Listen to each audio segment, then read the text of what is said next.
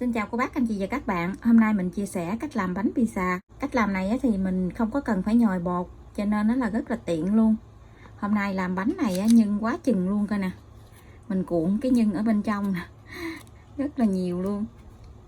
Vỏ bánh ở bên ngoài thì giòn giòn, bên trong thì xốp. Cô bác, anh chị và các bạn thấy thích thì cùng vào bếp làm cho gia đình mình thưởng thức nha.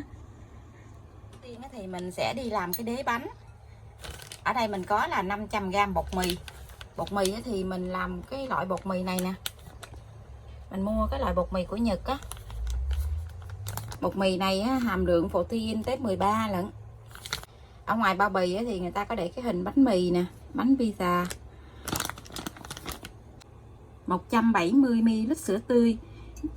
Tại vì mình muốn cái đế bánh mình ăn nó hơi mềm tí xíu á, cho nên nó là mình dùng tất cả là sữa tươi. Còn nếu như cô bác thích cái đế bánh nó hơi giòn thì mình làm phân nửa sữa tươi, phân nửa nước lạnh nha. Ở đây là mình có 170ml sữa tươi, 10g muối, 10g đường, 35g dầu ăn. Dầu ăn thì mình dùng dầu ô liu, một trái trứng gà, một gói men. Men này thì là một gói 6g. Mình dùng loại men này nè. Phần đế bánh thì mình sẽ làm trước, tí xíu nữa mình làm nhân thì mình sẽ giới thiệu với cô bác sau nha. Mình cho sữa vô trong cái tô để mình trộn cái phần men với dầu ăn với trứng lại. Mình cho men vô.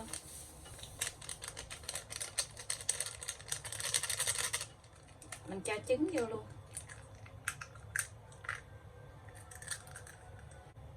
Tiếp theo thì mình cho dầu ăn vô.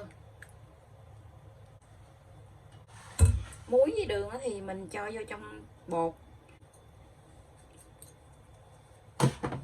Mình trộn cái phần muối với đường vô trong bột như vậy.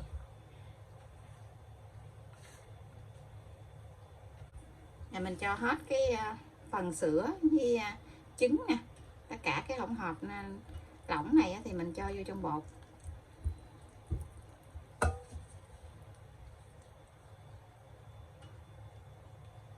Men bây giờ thì nó nổi lên giống như gạch cua vậy.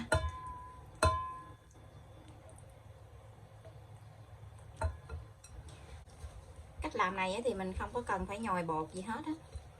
Làm cũng rất là tiện luôn. Giờ thì mình trộn bột lại thành một cái khối để không còn cái bột khô nữa là được.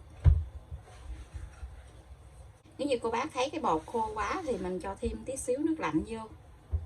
Tại vì nếu như bột cũ thì nó hút nước nhiều hơn á.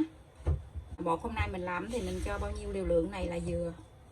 Mình dùng cái tay mình nhồi cái bột này lại thành một cái khối nha. Thành một cái khối bột tròn lại á. Mình trộn cho cái bột này hết cái bột khô là được. Mình dùng cái màng bọc thực phẩm mình đậy kín lại. Mình ủ bột này từ 1,5 tiếng tới 2 tiếng nha. Mình chuẩn bị làm cái nhân của cái bánh pizza. Thì ở đây mình có xúc xích nè, thịt dăm bông, phô mai sợi, bắp, nấm và ớt chuông. Mình có thêm tương cà. Nhân bánh thì tùy theo nhà mình thích nhân nào thì mình để nhân đó nha. Ớt chuông này là mình mua ớt chuông người ta để sắc sẵn, tao để vô trong ngăn đá.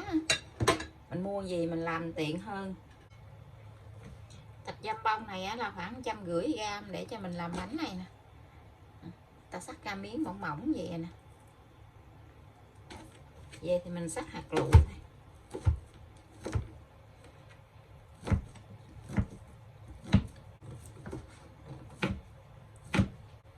Hôm nay bánh này thì mình làm hơi nhiều nhân. Nhưng thì mình làm sẵn, chuẩn bị sẵn gì hết rồi nè. Mình để qua một bên chút xíu nữa thì mình sẽ để lên trên bánh nha. Bột của mình đã ủ được 2 tiếng. Cái bột bây giờ nó nở lên đầy nhóc một cái thô luôn, nở lên gấp 3 lần luôn. Mình làm cái bánh á, cái bột nó nở lên gì nè, mình làm cái bánh pizza nó ngon lắm. Nó sẽ thơm hơn á. Mình cũng có thể ủ cái bột này qua đêm cũng được nữa. Cái bột này nó lên men á thì cái bánh của mình nó thơm ngon lắm. Bây giờ mình sẽ nhồi lại cho nó bể hết cái bọt khí ở bên trong nha.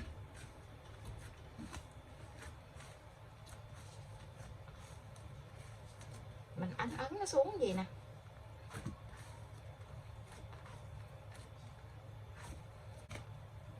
Mình chia cái bột này ra làm hai để mình làm hai cái bánh nha. Cái bột này làm hai cái bánh đi, làm hai cái bánh hơi lớn lớn một tí xíu.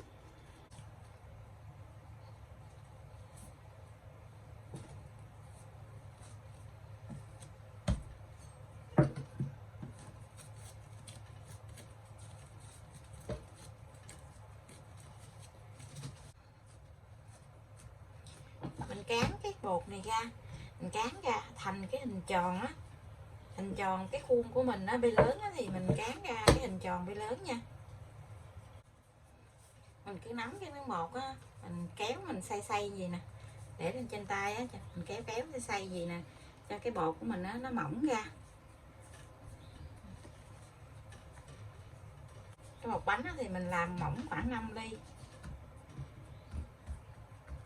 Mình đi làm cái bánh gì á, thì mình sẽ đi mở trước cái lò nướng. Cái lò nướng của mình á, thì có cái dĩ đá để nướng bánh pizza á, thì mình làm nóng cái dĩ đá là lên trước nha. Mình nướng nhiều lần cho nên cái dĩ đá của mình nó bị thâm. Mình để cái đế bánh lên trên cái miếng giấy nến gì nè, để tí xíu nữa mình dễ lấy lên để vô bên cái dĩ á, để lên trên cái miếng giấy nến gì. Khi mà mình tạo hình bánh xong rồi thì mình lấy cái bánh lên cho nó dễ.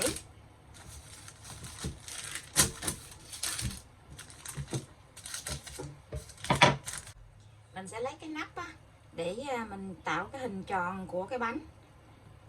Mình ấn nha, mình cố định lại chân chỗ này gì nè, để cho nó có cái hình tròn gì, cái hình tròn của cái bánh vậy ha.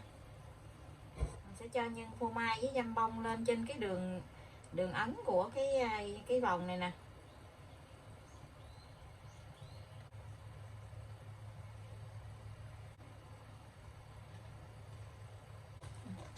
Mình cho phô mai lên.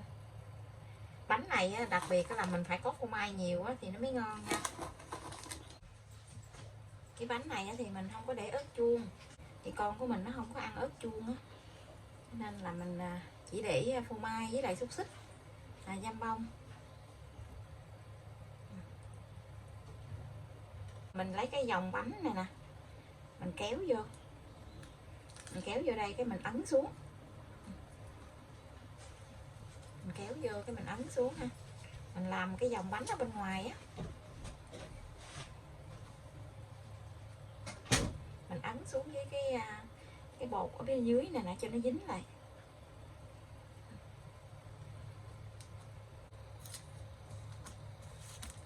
Ở bên trong này thì mình sẽ cho tương cà lên, mình cho một lớp tương cà lên gì nè, mình chan ra cho nó đều hết. Cho một lớp mỏng tương cà. Cô bác thích ăn tương cà nhiều thì mình cho nhiều chút xíu.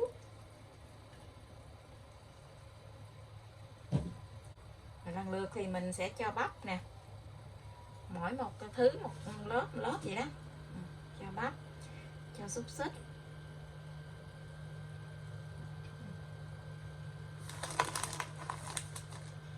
cho phô mai. Hôm nay cái bánh này thì mình làm rất là nhiều nhân luôn.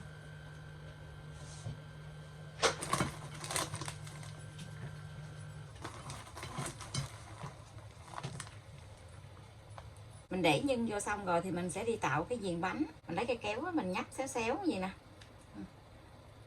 xéo xéo của cái bánh gì.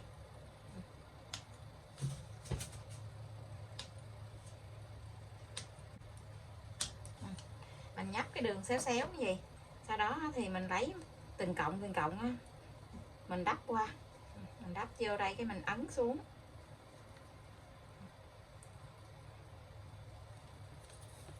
Đắp vô mình ấn xuống gì.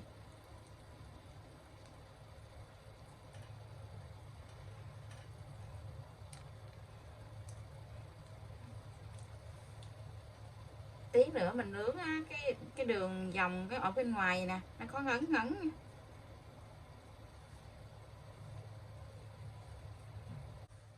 Vậy thì mình sẽ đem cái bánh này vào trong cái dĩa đá để mình nướng luôn nha. Cái dĩa đá bây giờ cũng đã nóng rồi, Bây giờ thì mình lấy mình để vào trong cái dĩa đá luôn. Cái lò của mình nó có 3 ngăn á, mình để ngăn ở dưới luôn. Mình nướng ở nhiệt độ 170 độ C nha. Mình mở 2 lửa. Thời gian mình nướng là 35 phút.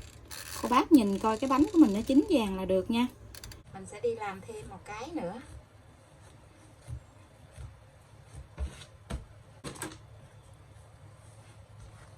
Cán cái bột này cho nó mỏng ra. Cái đáy bánh của mình thì mình cán ra khoảng 5 ly. Nó mỏng vậy nè.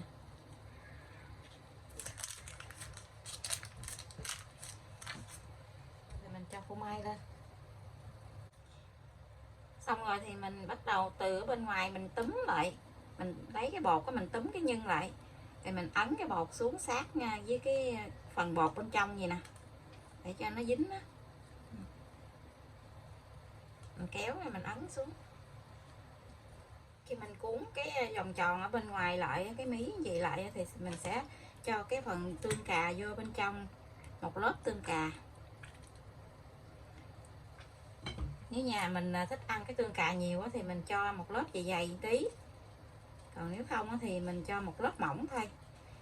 Tùy theo cái sở thích của gia đình mình với lại khẩu vị của gia đình mình để mình làm nha.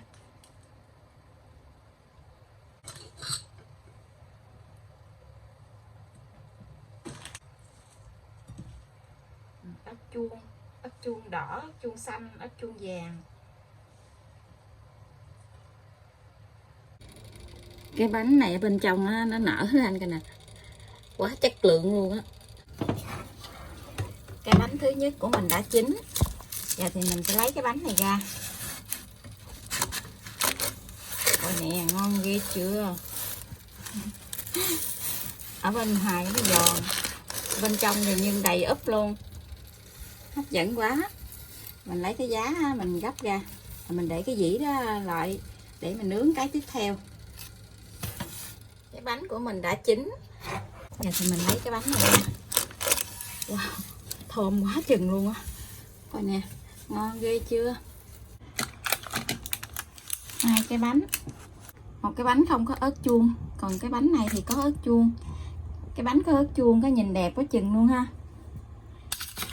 Cái đáy bánh ở bên ngoài nó giòn, nhưng mà ở bên trong mình gờ thấy cảm giác nó xốp xốp ở bên trong á.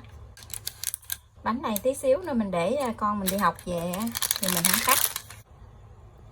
Cô bác anh chị và các bạn thấy thích thì cùng vào bếp làm cho gia đình mình thưởng thức nha. Cách làm này cũng rất là dễ nữa, đơn giản lắm, không cần phải nhồi bột luôn. Bây giờ thì mình xin chào tạm biệt, hẹn cô bác anh chị và các bạn là video tiếp theo. Cảm ơn cô bác anh chị và các bạn đã xem video của mình. Xin chào và hẹn gặp lại.